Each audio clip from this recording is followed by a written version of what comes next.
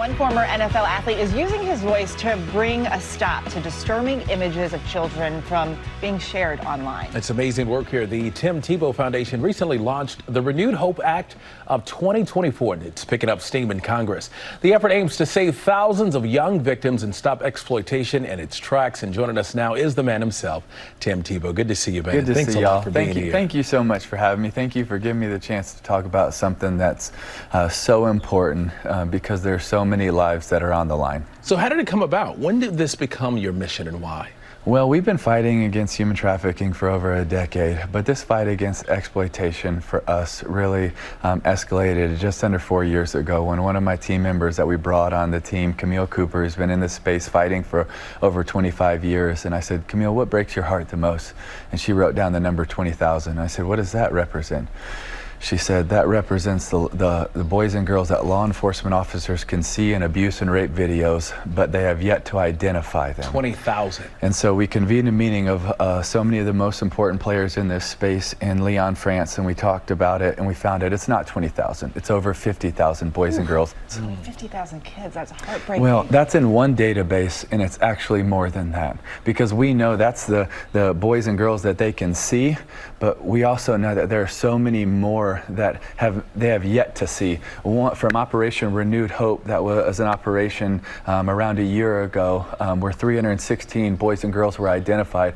One of the sweet girls that was rescued, when they went in and found the offender and they looked at his material, through that they found 8 other kids that were being abused. So we know that through getting to one, we can get to so many more, and that's how important it is. Why is it taking so long to identify and find these children? Because the people with the goal to do evil, number one, unfortunately, work together many times better than those with the goal to do good. The way that they coach, the way that they support one another, the way they talk, the way they understand rules, the way we had the chance to read to a few members of the media a few days ago a chat where they were literally talking, encouraging one another. I can teach you how to abuse your daughter and get away with it, and I can show you how to use this. And this is so they're working together to be able to get away with it, and that's why law enforcement and Congress and all of us, an army of people that want to do good to protect the next generation, also have to work together to do good. Because unfortunately what happens sometimes is why we don't is people care too much about the credit instead of the mission. But what if credit didn't matter? What if it was only about the mission? It was only about the next generation of boys and girls. What if that was it? What if it wasn't about who gets the praise for it, but actually what happens in the mission, and can it get done for all of these boys and girls? That's why we need to work together. We have to do it better than those with the goal to do evil. You make a good point, and you talked about it earlier, but why is it important to have support from both sides of the aisle? Well, so we can get bills like this passed, so we can get the manpower, the army, and the equipping of that army. Because right now at C3, the Cyber Crime Center, which I love, and we've been able to work with these men and women, but there are 7 victim identification specialists, 7. And their goal is to go through the worst material almost possible and look at it to be able to identify these boys and girls. You're putting this on 7 individuals? No. We need an army of people that are trained and equipped to be able to go do it. And that's a big part of what this bill does, is it gives HSI the ability to hire more victim identification specialists, analysts, and investigators to be able to go after and protect and rescue these boys and girls. What can parents do?